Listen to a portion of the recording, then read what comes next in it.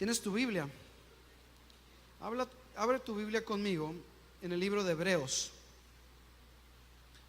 Estamos el día de hoy, por ser día último de mes, concluyendo esta serie. Y vimos hombres y mujeres de la Biblia. Empezamos con Rispa, después continuamos con Jabes, y luego la semana pasada, ¿quién vimos? Marta y María. Y el día de hoy terminamos. Estaba pensando, ¿con quién termino? ¿Con quién cierro?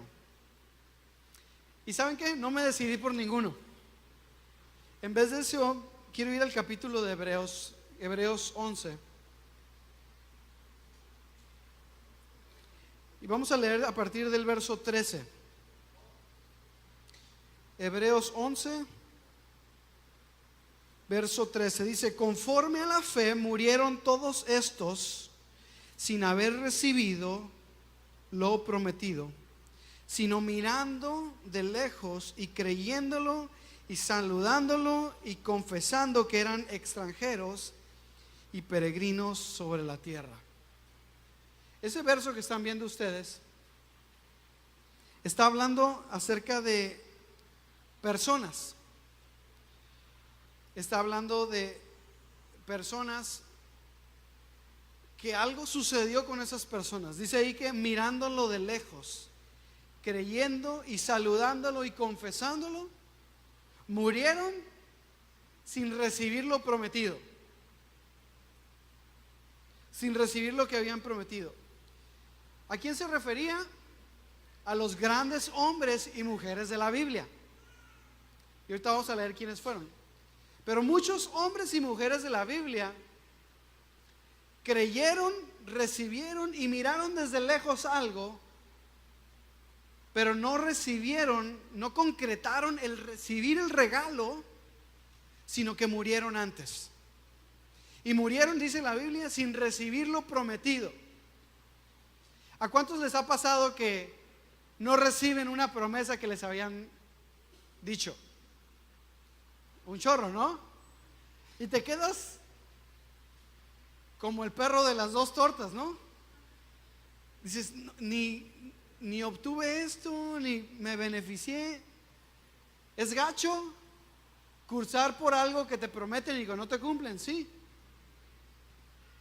Imagínate cómo se siente Dios cuando le prometemos algo y no lo cumplimos. Bueno, pues a los hombres de la Biblia les pasó. Se les había sido prometido algo y de lejos lo vieron, pero nunca lo pudieron palpar sus manos. Y todos estos hombres de la Biblia, de los que estoy hablando, tenían un común denominador. ¿Cuál creen que sea?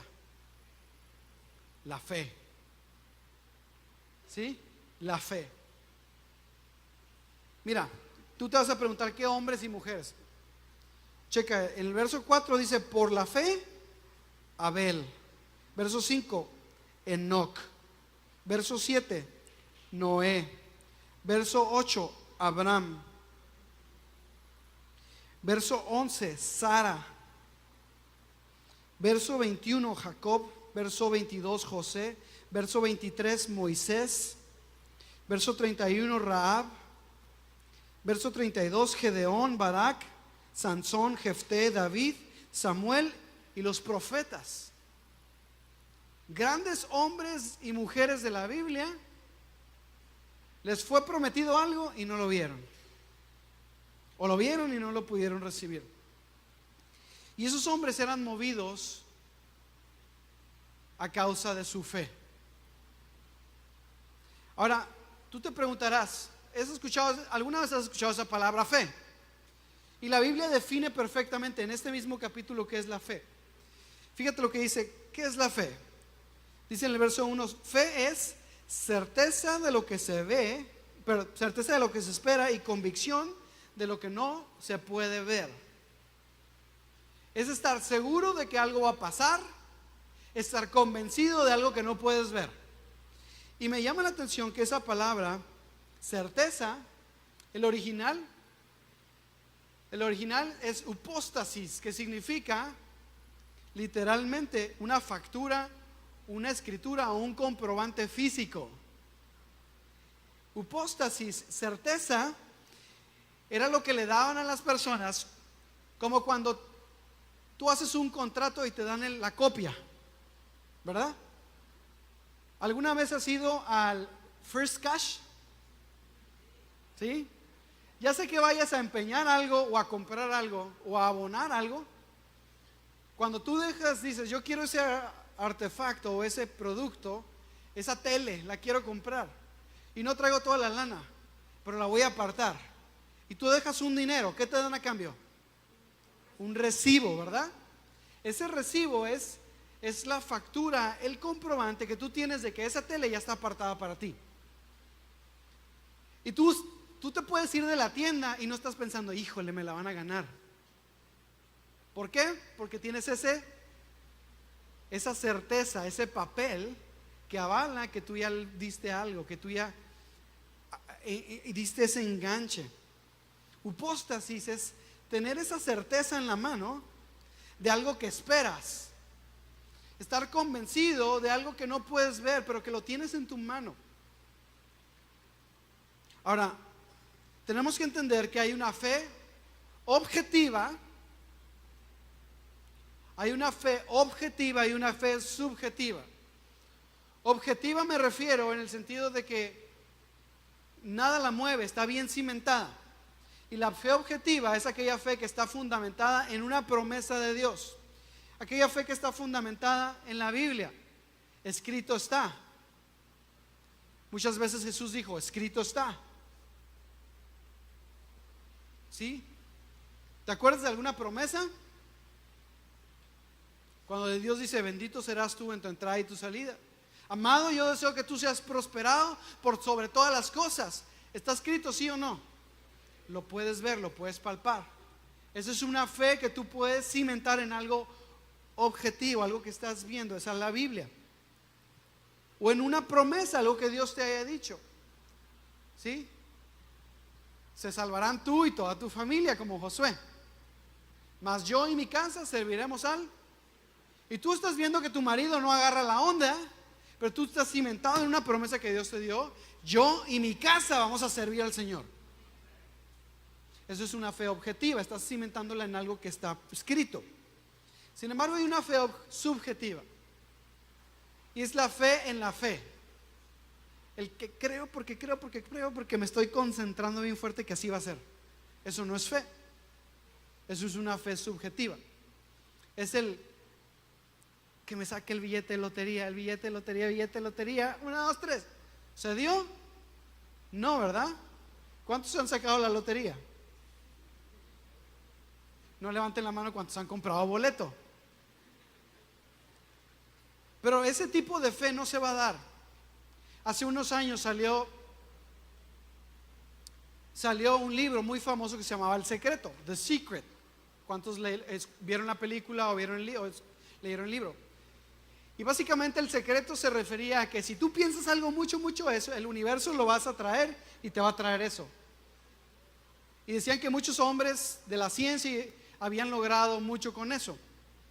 Y entiendo, porque está basado en un principio bíblico, el principio de que lo que siembras cosechas, ¿no? El secreto no era más que el asunto de la siembra y la cosecha llevada al ámbito mental. Y obviamente la fe funciona. Pero esa fe que está cimentada en algo totalmente ambiguo, nebuloso, que no tiene ningún fundamento en la Biblia, como yo sé que el Señor le va a poner gasolina a mi carro, y el carro está, si no le metes lana, nunca va a haber gasolina. ¿Sí me entiendes? Y tu carro algún día te va a dejar tirado. Alguna vez escuché alguna persona que predicó y que no le echaba gasolina al carro, ¿no? Y luego se ponía a reprender al espíritu de escasez. El espíritu de escasez lo traes tú, ponle gasolina. ¿Sí me entiendes? Entonces, ese tipo de fe de concentración fuerte y que para que se cumpla lo que yo estoy diciendo, eso no es fe. Eso es una fe subjetiva, esa es fe en la fe. La fe está cimentada en la palabra de Dios, está cimentada en lo que Dios ha dicho de ti, en lo que Dios quiere para ti. Ahora, ¿por qué es importante la fe? Sería una pregunta que yo te haría. ¿Por qué es tan importante tener fe? Bueno, todos estos hombres de la Biblia que leímos eran hombres que cimentaban toda su vida en la fe. Todo lo que tenían en la fe, creían en Dios. ¿Podían ver a Dios? No. Veían los resultados de su fe, pero no podían ver a Dios. Creo que Moisés fue el único que pudo ver a Dios cara a cara. Fuera de él todos no podían ver a Dios. Fíjate en el verso 6, ¿qué dice? Sin fe es imposible agradar a Dios. ¿Me pueden poner ese verso? Sin fe es imposible agradar a Dios.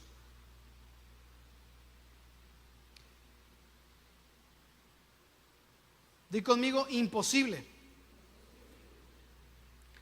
¿Te ha tocado alguna ocasión en que quieres quedar bien y no quedas bien con alguien? ¿Sí? Úchala, por más que quiero quedar bien y nomás no la. ¿Se siente feo o bonito? Feo, ¿verdad? A mí me ha pasado. Me ha pasado que quiero quedar bien con alguien y hago algo, y lejos de que se vea el lado bueno, se ve el lado malo, ¿no? Entonces le busco por otro lado y tampoco por ahí. Y no logro agradar a esa persona. Levante su mano, ¿a quién le ha pasado? Pobrecitos. Yo sé lo que se siente. Ok. Imagínate que te pase lo mismo, pero con Dios. Que hagas algo y que Dios nos agrade. Que ores y que Dios no escuche. Que levantes tus manos y cantes y que Dios no esté contento. Y que hagas lo que hagas, Dios no lo hagas, no lo agrades para nada. ¿Sería bonito o feo eso? Será la cosa más horrible que nos puede pasar. ¿Sabes que eso puede pasar si nosotros no tenemos fe? Sin fe es imposible agradar a Dios. ¿Y a qué me refiero con esto? Es la fe cimentada en sus promesas. Es esa fe en que la Biblia dice algo y que tú dices, no, es que yo no lo creo. Te está faltando fe. Y si tú no tienes fe, créeme que es posible que no agrades mucho a Dios. Entonces tenemos que cuidar mucho con qué alimentamos nuestro espíritu. Tenemos que cuidar mucho qué le metemos a nuestra alma, ¿sí? Con qué alimentamos nuestro corazón. Yo me acuerdo que cuando yo estaba yo creo que tendría como unos 14, 15 años de edad. Yo tocaba en un grupo de rock y por eso me ven así como que de repente me emociono con la guitarra y grito. Pero si lo hacía para rockeramente, que no lo haga para el Señor, ¿no? Entonces, yo desde los 14, 15 años aprendí a tocar la guitarra eléctrica. Me acuerdo no me acuerdo en qué momento mi papá nos dijo, ¿quieren aprender un instrumento? Sí. Y nos compró instrumentos, nos llevó al Guitar Center a Estados Unidos, compramos instrumentos. Y claro que no lo quería para las alabanzas, ¿eh? Así que es que ni te emociones si tú crees que tu hijo va a aprender un instrumento para tocar. Alabaré. Yo lo que quería escuchar era un ruidajo, y te puedo poner algunas canciones si quieres, pero me encanta el rock. Entonces yo tocaba rock y le poníamos esa distorsión en el cuarto de ahí abajo, ¿no? Y luego mi hermano sale con que yo quiero aprender a tocar la batería. Entonces ya teníamos batería y guitarra eléctrica en el cuarto. Y luego la hora a la que nos gustaba tocar era cuando llegábamos de la escuela, terminábamos de comer, y entonces mis papás se iban a echar la siesta y nosotros a tocar. ¿Sabes cómo? Entonces ellos se ponían tapones. Me acuerdo que mi mamá se ponía tapones y ya con eso como medio dormía, ¿no? Y luego llegaban los amigos, vamos a tocar, y invitábamos al amigo. Total que se hacían ruidajo en la casa. Y no había mucha alternativa para ellos. Y quiero decir, no teníamos vecinos también, entonces eso era bueno. Pero quiero decirte que el aguante de mi mamá era fe cimentada en que algún día sus hijos iban a tocar aquí. ¿Sucedió o no sucedió? ¿No? Sucedió. Ahora, eso no era lo que quería decir. En aquella ocasión yo escribí una canción que fue, teníamos una banda de rock, de punk, y nos gustaba mucho el estilo punk rock, ¿no? Y teníamos una canción que yo escribí, y la escribí en un momento de mi vida en donde yo estaba peleado con mis papás. A lo mejor ellos ni sabían, pero yo estaba peleado con ellos. ¿Saben cómo? Como en la adolescencia, ¿no? Y quiero decirles, jóvenes, no se preocupen, algún día alguien los va a entender y ese va a ser el Señor. Y yo escribí una canción en medio de mi melancolía, de mi tristeza. Escribí una canción muy melancólica, externando perdón hacia mis padres. Y yo creo que hasta la fecha ustedes no sabían, ¿verdad?, de esa canción. Y fue la canción más famosa que yo tenía cuando teníamos el grupo. O sea, esta canción se llamaba Perdóname. Y me acuerdo, tenía un corito. Estaba suave. Ya la perdí la canción, inclusive la llegamos a grabar. Ya no sé dónde quedaron esos discos. Hace poquito traté de localizarlos, ya no pude. Se quedaron en los recuerdos. Pero esa canción la escribí en un momento difícil para mí como adolescente, en donde yo sentía que hiciera lo que hiciera, yo no podía agradar a mis papás. Y esa sensación a mí me frustraba y me causaba una especie de insatisfacción y de vacío.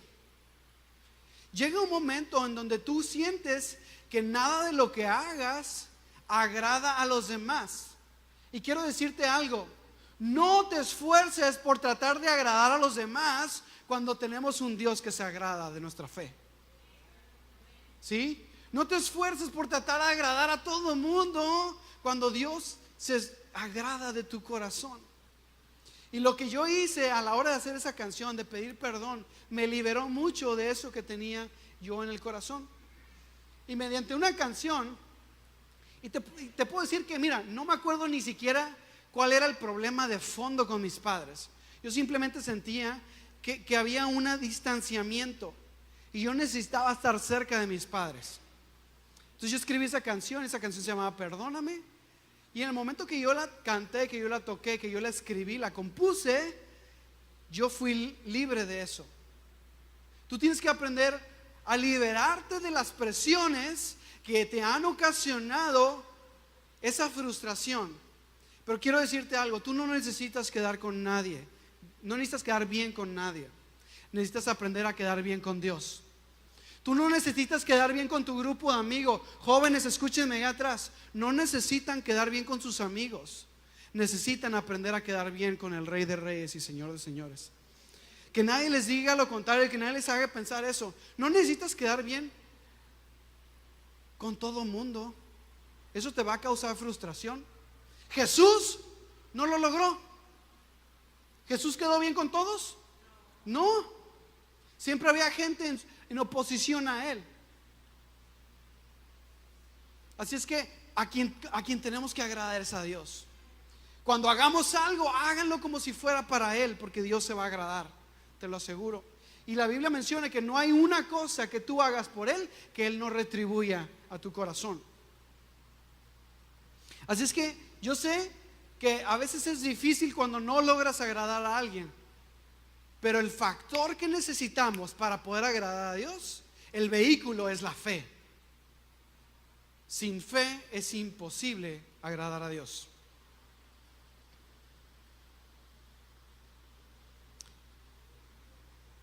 Ahora, si el versículo dice sin fe es imposible agradar a Dios, La implicación es que con fe es muy posible agradar a Dios, ¿verdad? Esa es la implicación. Si yo con ausencia de fe no la hago, con mucha fe sí agrado a Dios. Y por eso estos hombres le echaron tantas ganas, porque su motor y su vehículo era la fe. Y ahí, si tú lees el pasaje, no les fue nada bien. Mira, ve conmigo al verso 30. Espérame, es que ya me brinqué. Verso 35.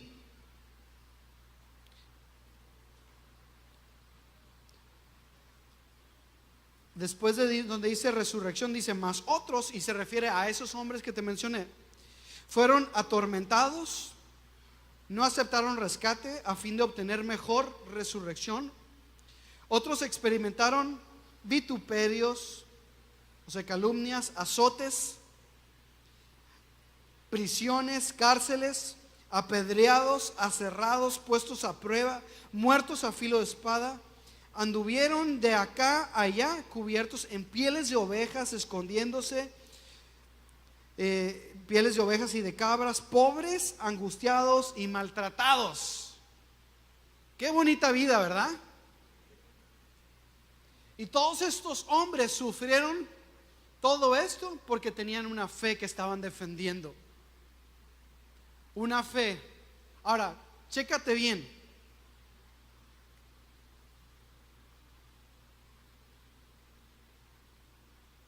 ¿Qué es lo que hizo grandes a estos hombres y mujeres de la Biblia? Que tenían fe, sí, sin duda. Pero que todas estas cosas las cursaron por recibir algo a cambio. Y al final, ¿qué dice el verso? Que murieron y no lo recibieron. Imagínate que te prometen algo. Mira, te vas a sacar la lotería, $1,000,000, pero tienes que aguantar 40 azotes. Venga. Y empieza, rájale 1, 2, y ahí va, ¿no? Y que ahí vas en el 39 y cuando vaya el último te me mueres. Y el $1,000,000, imagínate. ¿Por qué? Porque tú tenías fe ¿en qué? En que ibas a recibir un premio. Bueno, los grandes hombres de la Biblia tenían su fe cimentada en la promesa de Dios de que ellos iban a recibir algo a cambio. Y dice que lo alcanzaron a ver de lejos. Iban corriendo, pero nunca lo lograron culminar porque se murieron. ¿Está padre o no está padre? No está suave, ¿verdad? Por eso esos hombres de la Biblia fueron tan grandes. Dice el verso 13, murieron sin haber recibido lo prometido. Verso 39, ahí dice otra vez. Y todos estos, aunque alcanzaron buen testimonio mediante su fe, no recibieron lo prometido, proveyendo Dios alguna cosa mejor para nosotros, para que no fuesen perfeccionados aparte de nosotros. Y fíjate, a mí lo que me llama la atención es lo siguiente: qué carácter de esos hombres y mujeres que les decían: si declaras que Jesucristo es tu Señor, te vamos a apedrear, pues apedréenme, pero yo ya estoy viendo que voy a ser salvo. O te vamos a encarcelar, pues encarcélenme. Y hay un montón de pasajes en donde Pablo era aprehendido, encarcelado, le ataron los pies al cepo junto con Silas. ¿Saben lo que es el cepo, verdad? Ese pedazo de madera que sale en las caricaturas, que te ponen la cabeza, los pies y las manos, y que ahí no te puedes mover, ¿no? Así le pusieron a Pablo y a Silas, su compañero, y los encarcelaron por su fe. Y estaban ahí en la cárcel y dice que se escuchaba: alabaré al Señor mi Dios. Imagínate esa escena. Y los tipos pensando que en cualquier momento las cadenas se iban a romper, o pensando que Dios Jesús iba a llegar y los iba a rescatar. Dice que en algún momento de su vida esos hombres y mujeres murieron sin haber recibido lo prometido. Por eso, estos hombres se consideraban peregrinos y extranjeros. No encajaban en la sociedad. Noé era un peregrino y un extranjero. Todo el mundo pensaba que estaba loco cuando estaba haciendo la barca. Todo el mundo pensaba, están locos si en la vida ha llovido. Y Noé decía, yo voy a confiar en lo que Dios me dijo. Se sentía peregrino y extranjero. Ahora, la pregunta es, ¿tú crees que tú y yo podríamos luchar de la misma manera por algo que no podemos ver? ¿Por algo que nos prometieron? ¿Tú lucharías igual que Pablo? ¿Te dejarías apedrear por algo que todavía no puedes ver? Eso dices tú. Ahorita todos dicen sí. Pero cuando el doctor te dice, tienes que pasar por esta enfermedad, ay Señor, voy a ir a pedir oración en la congre. Se te mueven los piecitos, ¿verdad? Cuando te dicen, te tenemos que operar, y el Señor te dice, hey, tranquilo, vas a estar bien. Cuando el Señor te dice, te vas a quedar sin trabajo, ahí se te mueve tu fe. Sabes, estos hombres, algunos ni trabajo tenían, algunos estaban enfermos. Mira, pudiésemos decir que sí lucharíamos por algo que no podemos ver, pero naturalmente el hombre no hace eso. No hoy. El nivel de fe que tenían esos hombres era impresionante. Naturalmente no. Porque el hombre de hoy día es hasta no ver, no ver para creer. Pero te quiero dar ánimo. Nosotros tenemos una super ventaja que estos hombres de la Biblia no tuvieron.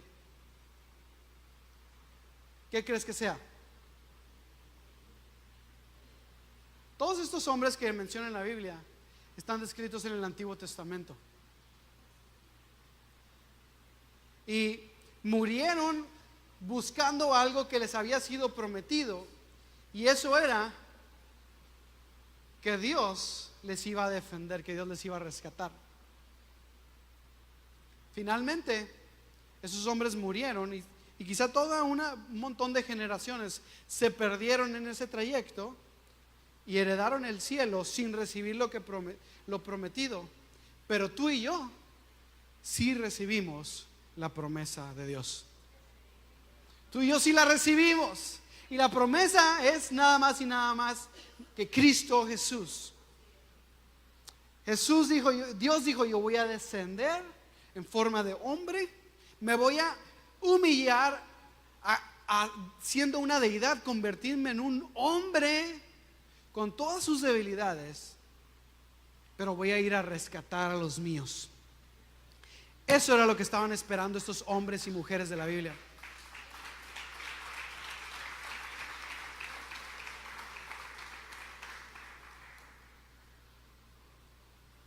Tenemos a Jesús, la promesa hecha realidad, hecha carne. ¿En qué año estamos? 2016, después de. ¿Según quién?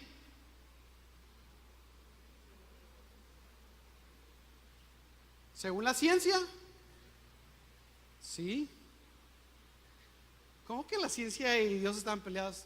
Pues la ciencia se basa en los años cristianos también. Porque nadie puede negar la existencia de Jesús de Nazaret en la tierra. Es más, es tan real Jesús que si tú agarras hoy, juntas, no sé, 15,000 pesos, ahorras 15,000 pesos y agarras un avión de aquí a aquel lado del charco,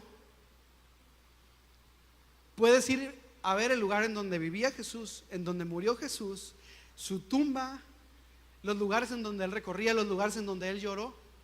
porque todo eso existió. Esto no es un cuento de hadas. Esto no es una historia que se le ocurrió a alguien. Jesús es real. Y nuestra fe está cimentada en algo real. Está cimentada en que es el 2016 después de Cristo. Tenemos a Jesús, la muestra más viviente de que la fe cristiana es real. Tenemos, ¿qué crees? Nada más y nada menos que Jesús no se quedó.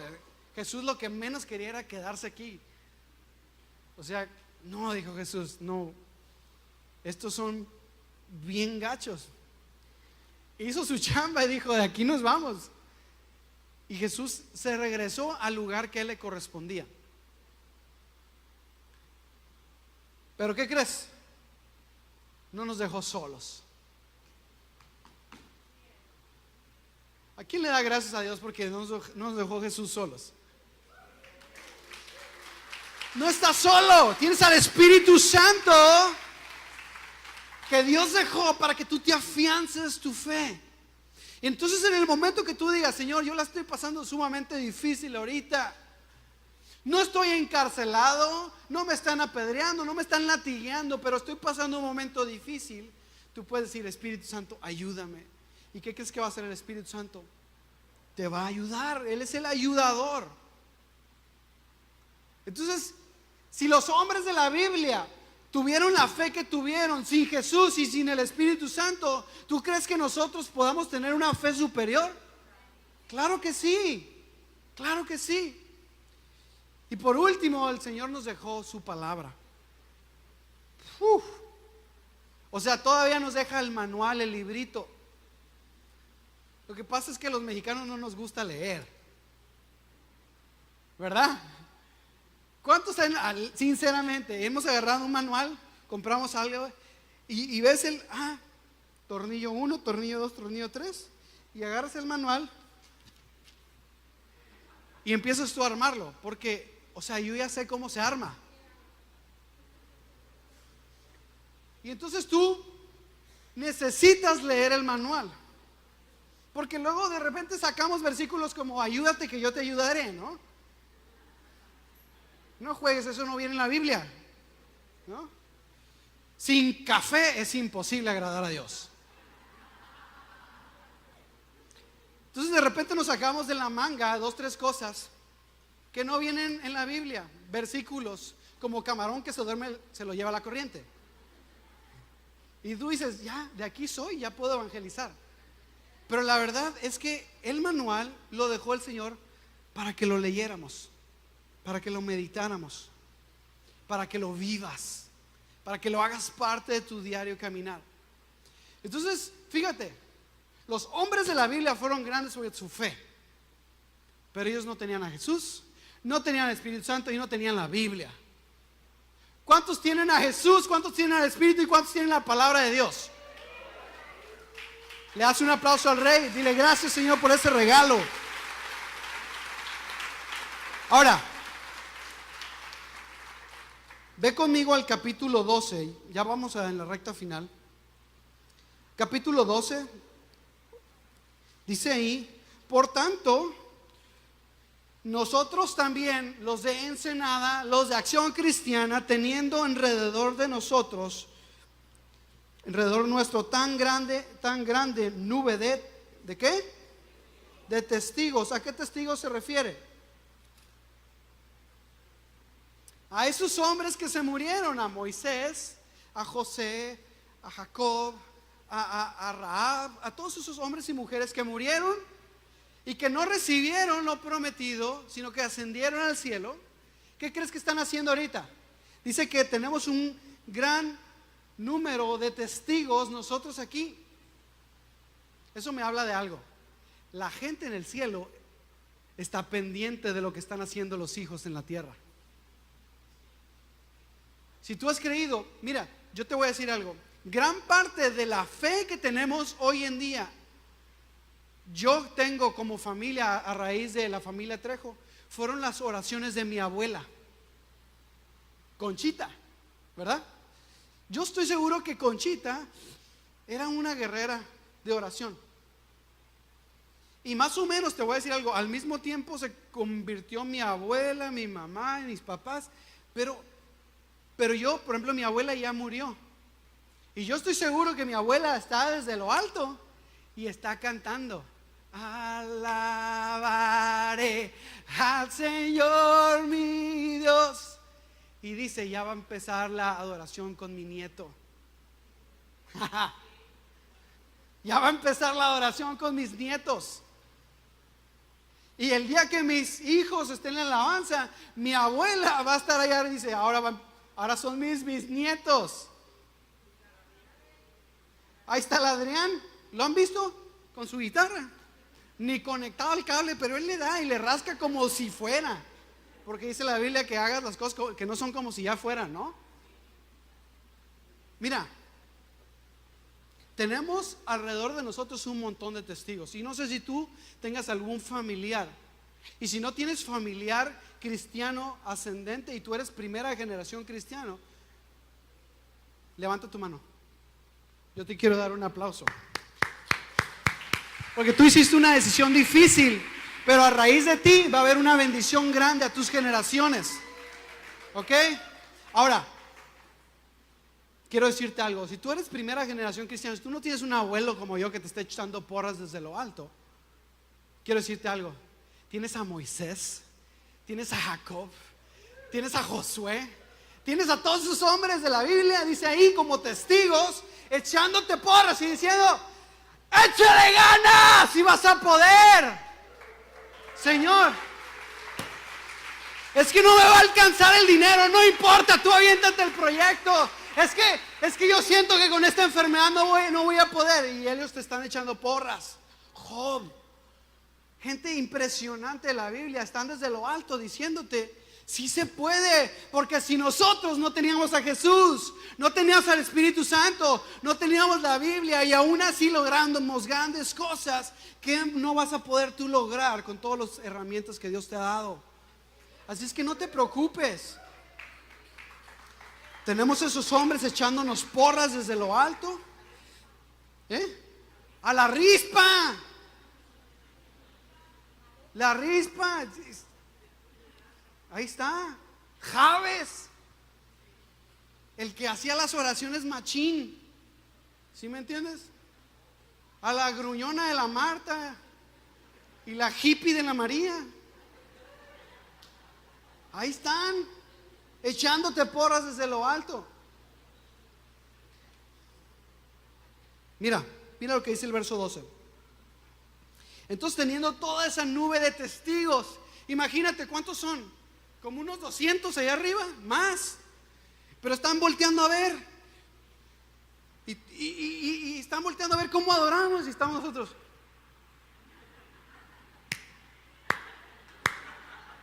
Ellos quisieran estar aquí abajo con el Espíritu Santo, pudiendo clamar al Rey de Reyes. Y sabes, están ahí arriba echando: ¡ey! ¡Agarra la onda! A ti te fue más chido. Tú no te tuviste que morir, tú no te tuvieron que latigar, échale las ganas. Y dice que teniendo esa nube de testigos, dice: despojémonos pues de todo peso que nos asedia, que tenemos encima, y corramos con paciencia. ¿Con qué? Con paciencia la carrera que tenemos por delante. ¿Puestos los ojos en quién? Puestos los ojos en Jesús, quien es el autor y consumador. Di conmigo: autor y consumador. ¿A quién le pertenece la fe? A Jesús. Él es el autor, Él la creó, Él la formó, la fe. Si no me lo crees, o sea, no crees que tú tienes fe, Dios te la da. Ni eso tenemos que hacer. Efesios 2:8 dice que nosotros nos salvamos por medio de la fe, y esta fe no nos corresponde a nosotros, el Señor nos la da. Ahí te va. Como cuando tu papá, estabas chico y te daba dinero, te daba tu domingo, y tú creías que comprabas tus papitas o tu jugo, pero ese jugo no lo compraste con tu dinero, te lo dio tu papá. Es un regalo que Dios nos dio. Así mismo es la fe. El Señor nos otorga la fe, toma, como si fuera un regalo. Y con esa fe nosotros la direccionamos a creer en Dios. Y aumenta nuestra fe. Y dice que la fe puede ir aumentando. Entonces Él es el autor, Él es el autor y el consumador de la fe.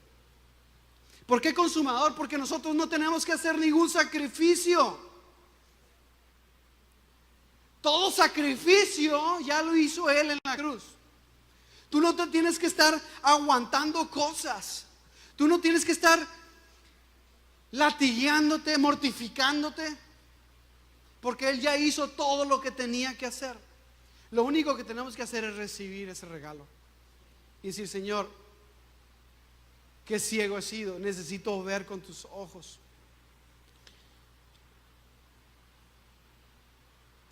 Él sufrió la cruz, dice ahí que menospreció la vergüenza, el oprobio, y finalmente se sentó a la diestra.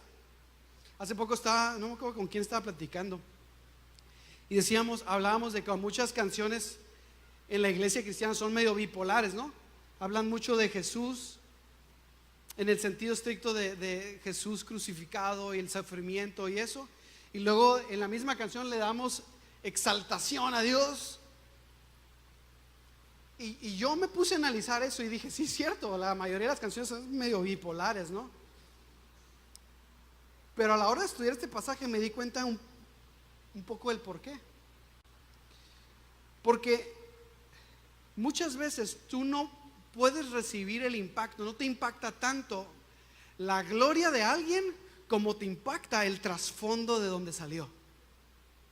No sé si me explico.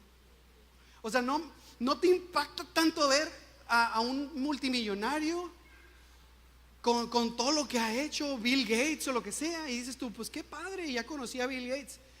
Pero lo que impresiona es ver cómo lograron eso. Eso es lo que impresiona. En Jesús es lo mismo. Podemos ver su gloria su gloria es, vamos a estarla adorando por los siglos de los siglos. Pero lo que como humanos nos llama la atención es cómo, siendo hombre, logró caer en esa condición y salir de ella de una manera tan gloriosa. Y por eso ahora entiendo algunos cantos tan bipolares. Y los tratamos de no cantar muchos, pero el día de hoy nos aventamos uno muy bueno. Alabaré al Señor mi Dios, su nombre yo exaltaré por siempre y eternamente proclamaré que Él es Dios. Te voy a decir algo: tú y yo no tenemos por qué sufrir y vivir sufriendo o vivir pensando en que Jesús sufrió. Realmente, a la hora de pensar en Jesús y en su sacrificio, es un recordatorio. Como cuando el Señor nos dice en la Santa Cena: hagan esto en memoria mía, recuerden lo que yo hice, que no se les olvide. Es nada más para que no se nos olvide. Y nuestra alabanza no está basada en el sufrimiento de Cristo, sino en de dónde salió Cristo y hacia dónde fue. Señor, gracias por tu sacrificio. Quiero decirte algo. Yo sé que hicimos esta serie de los grandes hombres y mujeres de la Biblia y hemos aprendido bastante, pero tú y yo tenemos mucho más oportunidades que estos hombres de la Biblia. Tú y yo tenemos mucho más herramientas que las que tuvieron esos hombres de la Biblia. Y claro, la maldad está aumentando. ¿Tú crees que las cosas van a ser más bonitas? No va a ser así. Pero dice la Biblia que donde abunda la maldad, sobreabunda la gracia. Wow. Donde abunda la maldad, allá afuera, con los asesinatos, con las cosas horribles que pasan, en medio de ese mundo tan caótico, la gracia sobreabunda. Y las herramientas que tú y yo tenemos son muy superiores. Hay cosas que ni siquiera consideramos que tenemos. La misma palabra de Dios, un manual que podamos leer para que nos quite las inseguridades, y ahí lo tenemos. Una congregación a la cual asistir. ¿Sabes que muchos hombres y mujeres de la Biblia hubieran matado por tener un lugar en donde reunirse? Y nosotros lo tenemos. Y no venimos porque vamos a ir a la quinceañera de mi sobrina. ¿No? ¿Sabes? Hay muchos hombres y mujeres que hubieran deseado tener esas herramientas. Mira, te voy a decir algo, no te vayas. Jesús hubiera dado lo que fuera por un micrófono como este, para no gritar.